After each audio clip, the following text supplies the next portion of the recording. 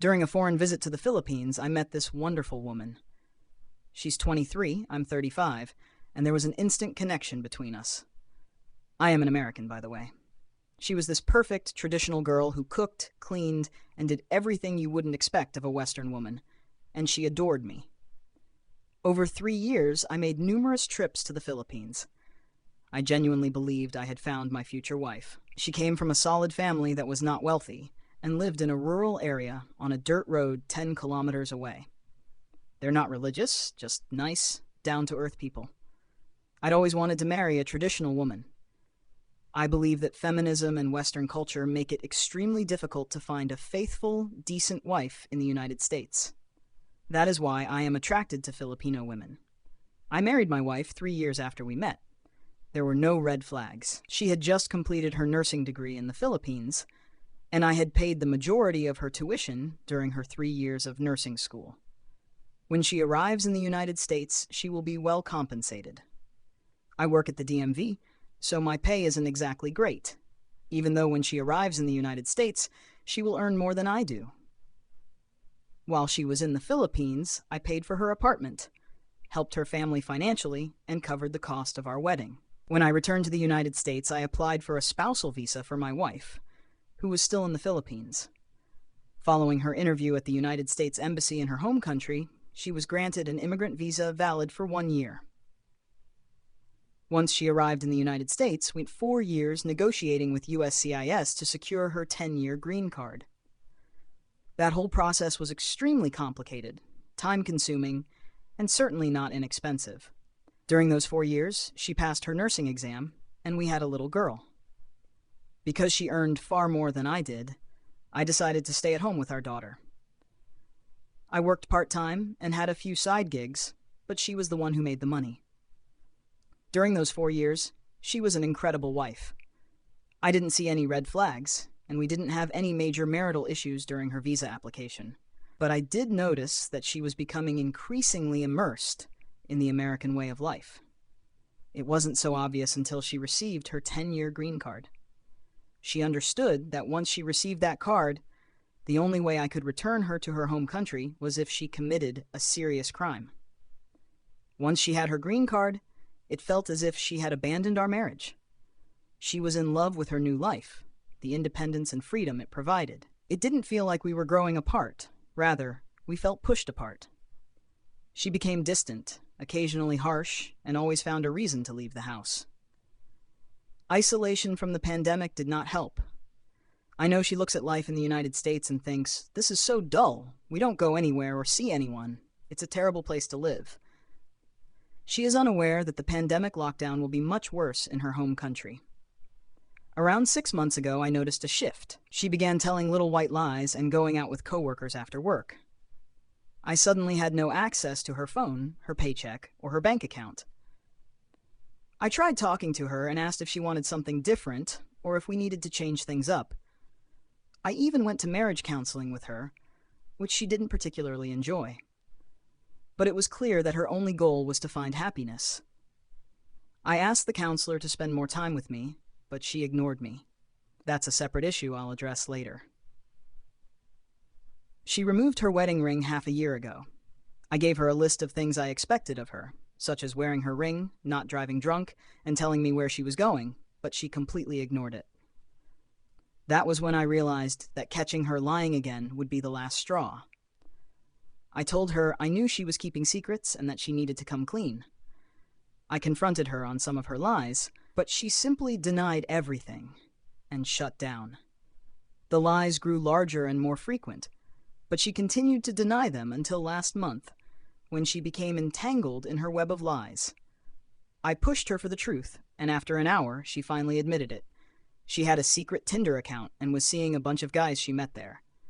I have a pretty good idea what she was up to. She'd call in sick from work, but still drive to the office park and take an Uber to see her side guys. She repeated this several times. She texted me that she was at a work party, but she was actually going to some Tinder guy's place all night.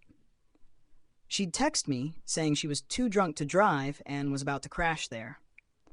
On her days off, she'd say she was going shopping, but was actually sneaking into some guy's apartment. This happened multiple times. She'd even meet up with these guys in her workplace parking lot. The problem is that I didn't realize all of this until too late. When I confronted her for the truth last month, she only revealed about 10% of it. She replied, "I've told you enough." And she is still lying about these matters. I mean, she's not just a cheater. She's a complete liar. I know she's had at least 23 Tinder flings with at least 11 different guys, but she only admits to seeing 4 of them. It took about 2 weeks for all of this to come out, and with each passing day, my pain, stress, sadness, and anger increased. It's been 6 weeks since she confessed, and I'm still sleeping about 3 hours per night. I have a pretty good idea what she was up to.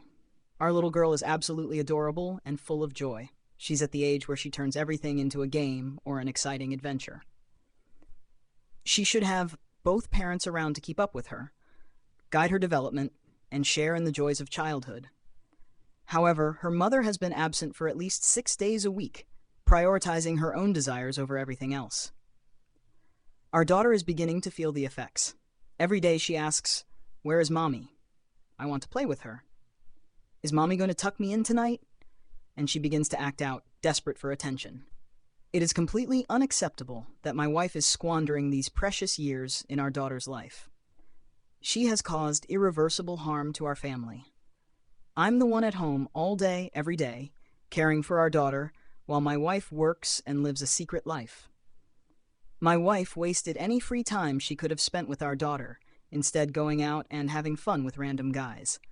While I was at home tending to our toddler's every need, the pandemic kept us cooped up in the house for 6 months, with our only outings being neighborhood walks and my solo grocery store runs every 10 days to avoid COVID infection. My daughter is my primary concern. All this time, while I had a toddler hanging on me, I couldn't keep track of my wife's nighttime activities, and I couldn't even consider having an affair myself, even if I wanted to. My wife took advantage of the fact that I was stuck at home so she could have some alone time and mess around.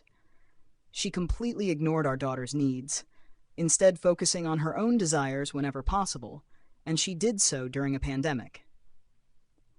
She is a nurse, so she understands the risks. She endangered our family, including our young daughter, by sleeping with various men, while health experts advised us to limit contact with people outside our household. She refuses to talk about what was going through her mind when she left our daughter alone and made decisions that put us at high risk for COVID-19. She clearly lacks maternal instincts, showing no concern for our daughter's health and well-being. 3 days after my wife admitted to the basics of her actions, I contacted a divorce lawyer. She will be served with papers within a week, in September 2020. My wife has no idea what's going through her eyes. I've been a picture-perfect husband for the last 5 weeks. She hasn't expressed any guilt, regret, or remorse for destroying me, our marriage, and our daughter's lives. In fact, she probably thinks I'm begging for forgiveness because I've been trying to meet all of her needs and pamper her. She's said a few times, "I'm hurting. I'm trying to keep it together," but she's still hiding, lying, and striving for independence. You live and learn, I suppose. I feel taken advantage of. She's got her green card and will benefit from our marriage. She still has her Tinder flings. Soon she'll have the complete freedom she's always desired. But there is no way I'm going to let her raise my daughter. I've been jotting everything down in a journal since the end of March. It's just a text file, but it's grown to 350 kbus, and I've documented everything. I also have extra copies just in case. Her green card is valid for 10 years, and believe me, I understand the complexities of this situation. I planned, applied for, and completed all immigration paperwork so that we could stay in the United States for the rest of our lives.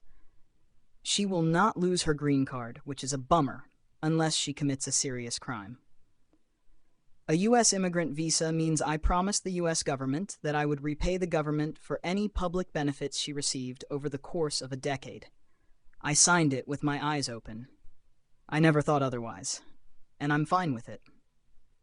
If we had stayed married, the money I would have spent on health insurance, beauty products, clothing, and other expenses would have been higher. My lawyer and I have already prepared the divorce papers, emphasizing my wife's constant absence and disinterest in our daughter's well-being. We've even received written statements from friends and neighbors who have witnessed me being the 24/7 parent, so fingers crossed. That should give me an advantage in the custody battle. The draft papers already ask the court to rule that I keep our daughter's passports, that my wife is unable to take her out of the country, and that she needs my permission to obtain new passports for her. I've got that covered. My daughter is my #1 priority, and if it comes down to paying hefty spousal support or gaining custody of my child, I'll gladly make the sacrifice. Although my wife is unaware, I've looked over the 180 documents, not really understanding what they're all about unless it's to help patch things up. I'll go over it again, but this time with the intention of distancing myself. I believe I'm already well into the points, and for the past 5 weeks, I've been playing the perfect husband. But fixing things isn't happening. There's no way I'm going to be the guy whose wife flirts with a lot of Tinder guys every month. She refuses to promise that she will stop doing it. So there's no point in requesting a timeline or sending no contact letters. Divorce is happening, and that's it. She may become hostile after learning of the divorce. I don't know, but my lawyer and I are getting ready. When I try to talk things out with her, she usually shuts down. But if she switches it up by crying and pleading for another chance, I won't bite. She made her bed, and there's no going back now. 2 things I need to do after reading these posts. Schedule a doctor's appointment for a full checkup, including STD testing. We were intimate on occasion, but I had no idea she was dating other men for months. And I need something to help me fall asleep. I'll take a voice-activated recorder with me on my next grocery trip. Update my attorney and we'll make a good team. And I trust his knowledge and advice. But I can't decide whether to trust my instincts or follow his advice. When my wife received the divorce papers, I was ready to tell her family the truth. Her parents lived in her home country. I told my lawyer about my plan, and he said, "Nah, don't do that. We don't want to appear to be out together and jeopardize our chances of a successful outcome." I understand that, but if anyone can talk sense into my wife, it's her parents. We lived in her home country for 3 years after her wedding, only about a 10-mile drive from her mother, father, brother, and sister. I really like her family. In fact, they were one of the reasons I decided to marry her. Also, I believe they respect me. I've been told numerous times how much they value me and how well I fit into their lives. They're going to be looking for blood. I hope they don't take it literally when they find out what she's been up to.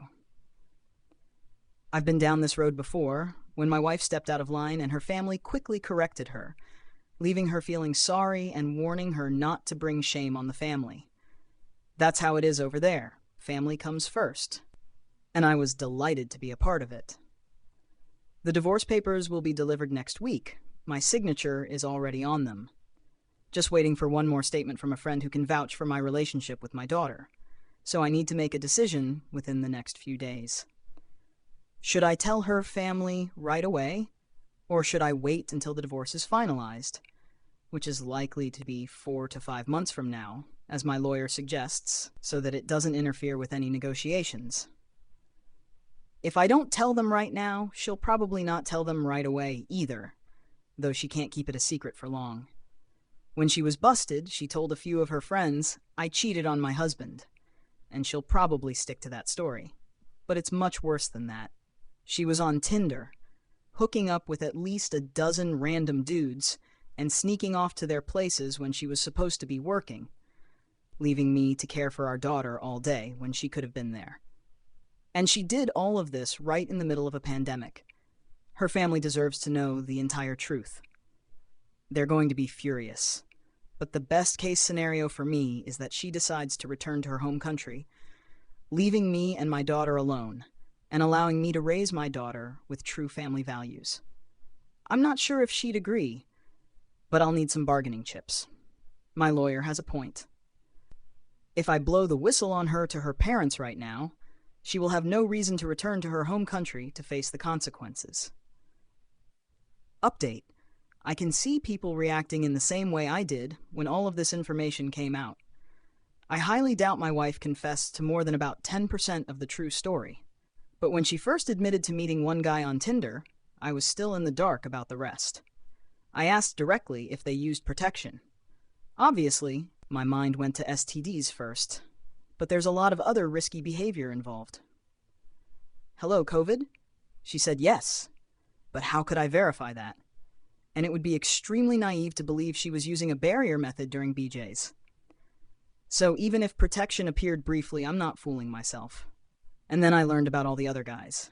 She also stated that she wore a face mask when she first met these guys. She appears to believe that this demonstrates how concerned she was about keeping us healthy, including our little girl. Unbelievable. And I know she isn't telling the truth. There's no point in grilling her about these issues. She'll just keep lying. And the truth is already obvious. She was out doing all of this for at least 3 months, spending every free moment outside of work, both scheduled and unscheduled, chasing after men while I was at home with our daughter. She should have been here every day with our little girl. She should have stepped up and been a mother, not been absent from our children's lives. Heck, she should have been married. As I previously stated, she is a nurse.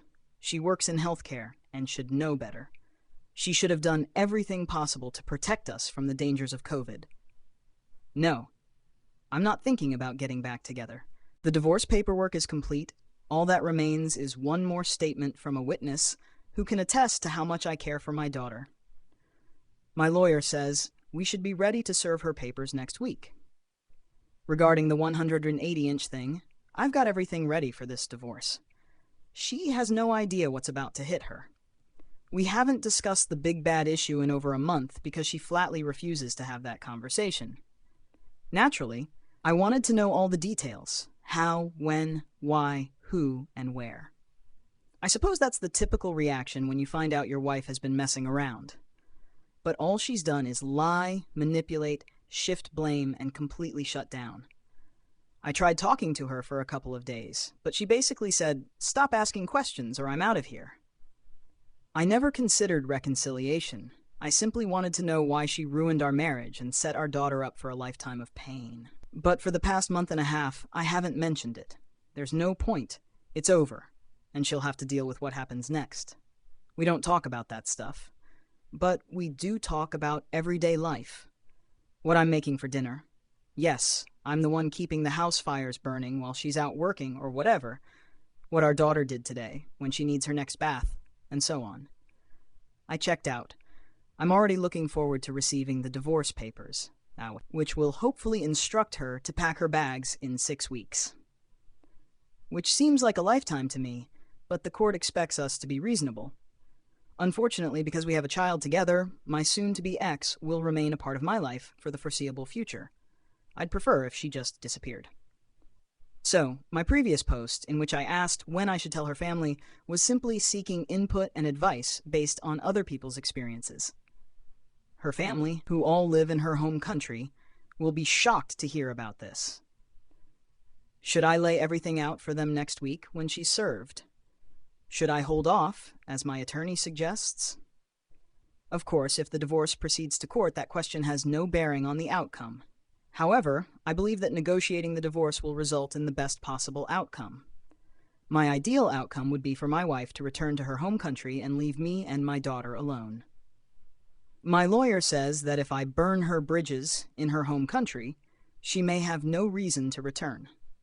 If her parents put her in the firing squad, the court will never order her to leave the United States. They will grant her spousal support, child custody rights, hopefully at 50%, order me to pay for her apartment, and so on. The best outcome for me is to negotiate the divorce, and my attorney advises me to keep things even and avoid coming across as mean. On the other hand, I want her family to know the truth, which she is unlikely to reveal. A few people have asked me, "Are you sure she wasn't getting paid for all of this?" To be honest, I had never considered that possibility until now. I have no idea because she keeps her bank account under wraps. I haven't seen her with any extra money, but I know she's good at hiding things, most likely at her job. In any case, it wouldn't make much of a difference besides possibly increasing the risk of STDs. I discussed it with my lawyer, who didn't think it would make much of a difference either. I live in a state where the reason for divorce is irrelevant, and accepting money from a man is not a crime in itself. However, if I could prove she was selling herself, I would have a significant advantage in obtaining full custody of our daughter. But as of now, I don't have any evidence to support that. Yeah, I'd like to know why she did it too. We talked about a lot of things before we got married, including her ambitions, our life together, her dreams, and my support for her. I also made it very clear that if she ever cheated, I would pack my bags. She'd have to. I'm sure she remembers that conversation. Perhaps this is her dramatic way of asking for a divorce. If that's the case, she clearly made her point. But it would have been much easier if she had just told me she wanted out. Or perhaps she tasted the sweet life of freedom here in the United States and went off the rails, compounded by the difficulties of adjusting to a new culture, being separated from family, attempting to fit in, and determining her emotional state. It appears that she simply couldn't handle the pressure. I've spent a significant portion of my life overseas, so I understand how culture shock feels. I was always there for her, guiding her through the ups and downs of relocating halfway across the world. But none of that matters now, given that she's overstepped her boundaries at least 100 times. I would say that I have tried to figure out why all of this is happening, but I won't go any further for the first few days.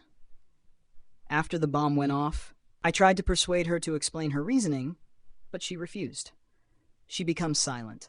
She can't be honest with herself, so how can she be honest with me? Let us be clear. Our marriage has ended. The divorce papers will be handed to her next week. Yes, I get it. I'm not the first guy to get taken for a ride like this. I've read extensively about scams in her country. I've seen some firsthand, so I know you have to stay on your toes all the time. The thing is, we met in person, not online. I don't have any social media accounts. I thought our story was unique, and we had a solid foundation. I travel for the thrill of it, and I've never been one to take advantage of women. She told me a lot about her family, and a week later, I said, let's do this. I'd like to see where you're from. This required a 20-hour journey by ferry and bus, so it was not a simple decision. What I'm saying is that I didn't notice any signs of a scam in her. After we married, we spent 3 years living in her country while I commuted back and forth to the United States.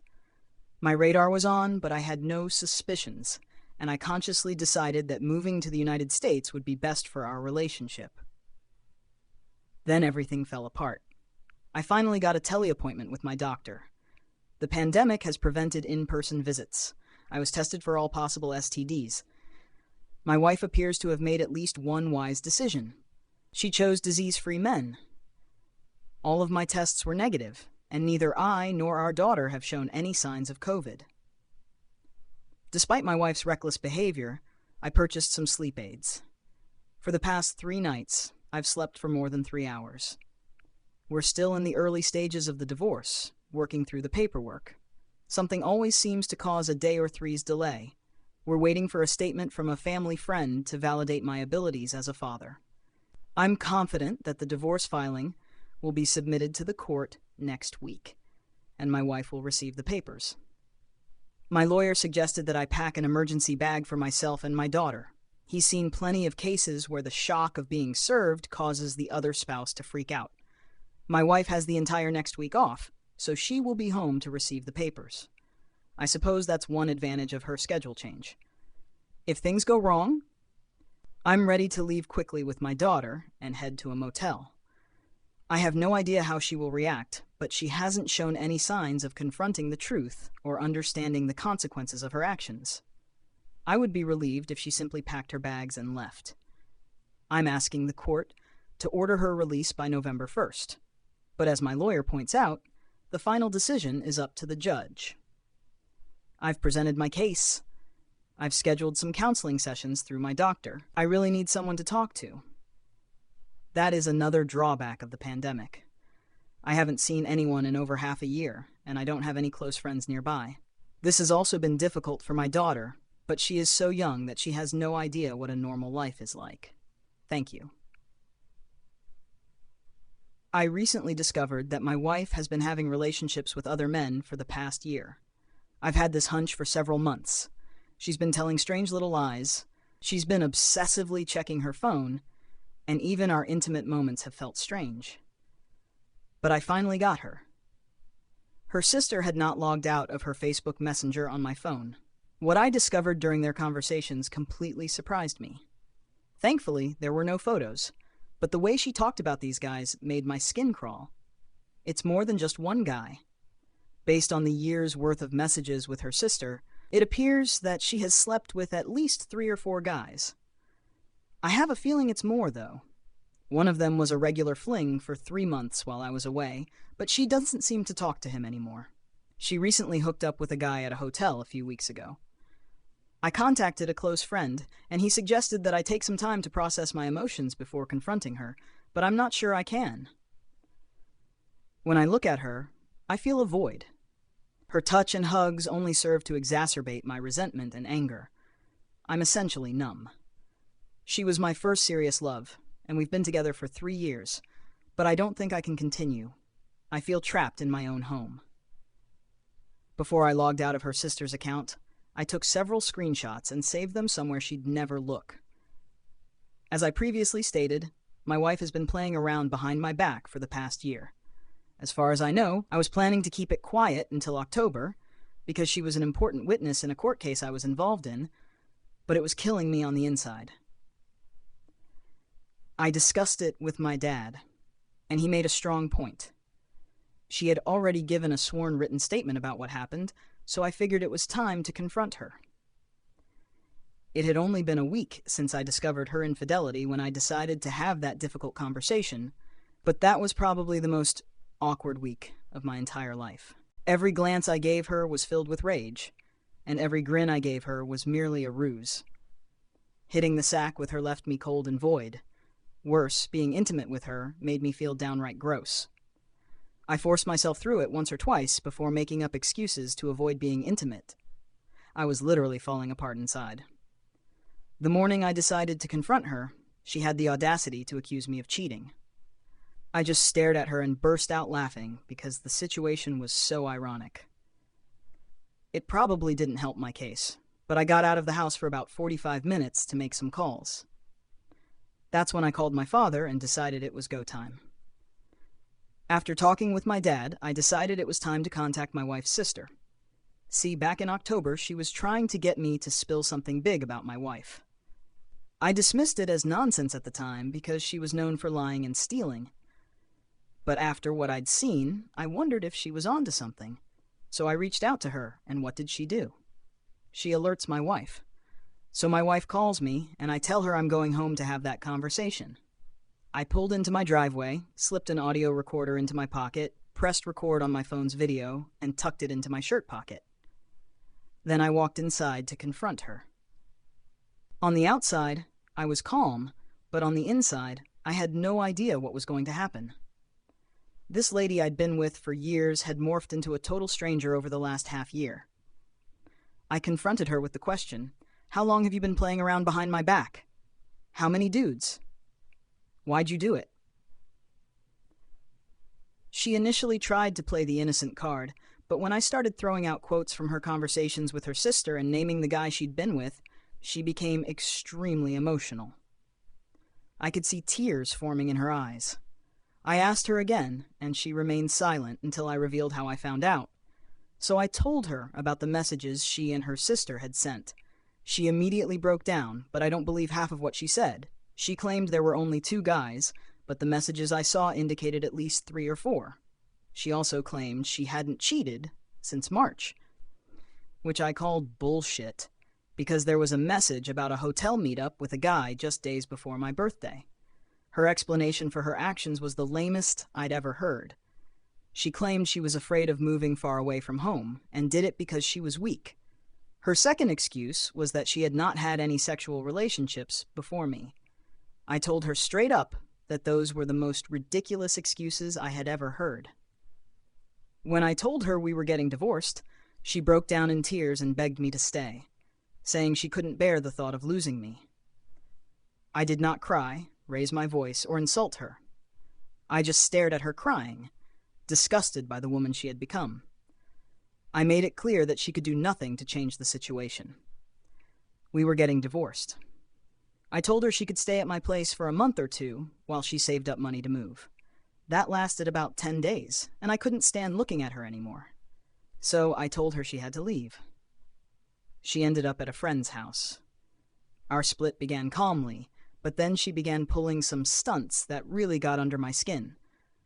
She'd call my phone in the middle of the night, knowing I'd be asleep, just to wake me up.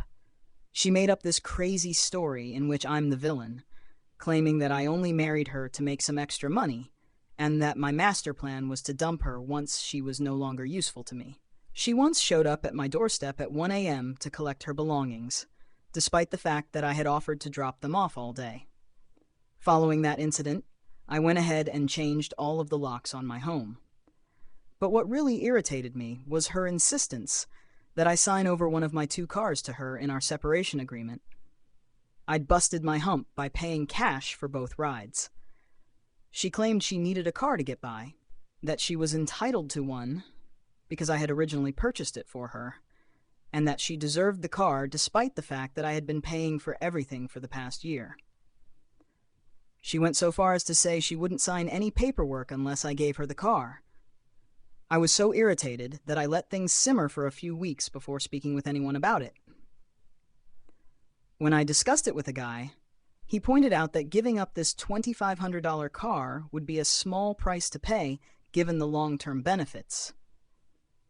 I mean, she was not even interested in the sizable sum of money I had stashed away in my home, and she was willing to waive all claims to alimony and support after we divorce. The only reason I was hesitant to give her the car, despite the fact that it would be the better financial decision given what she was willing to give up for it, was that I was simply too angry. I was allowing my anger to get in the way. After considering his advice, I decided he was correct. We've set aside a few weeks to sign the separation papers.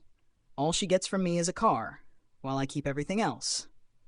Since we broke up, I've been on an emotional roller coaster. I felt a lot of anger and spent a lot of time alone, but the funny thing is that I haven't missed her or reminisced about any good times in the month and a half since we were separated. My place is a complete disaster, and I can't seem to find the motivation to clean it up for more than a few minutes at a time. I've spent a lot of my free time lying in bed, staring at the ceiling and the walls. I said goodbye to all of our cats and dogs, but despite this, I'm experiencing a sense of freedom that I haven't felt in a long time. I feel like I can do whatever I want now. Her cheating was the final straw, really. She turned into a real piece of work, constantly hurling insults at me, regularly arriving home plastered, and even getting physical with me when she was drunk. She hadn't paid any of our bills in nearly a year and had become extremely reckless, breaking things, losing things, and racking up tickets that I had to pay for. So, to be honest, this breakup is for the better. I'm not sure what comes next or what I'll do. Since I left her, I've hooked up with a few women I'd never met before just for the fun of it. One of them is really into me now, and she's a sweet and genuine girl, but I have no idea what to do about it. I've gone to clubs and bars for the first time, caught up with old friends, and am trying to get my life back in order. I can tell you right now that I do not intend to marry again for a very long time, if ever.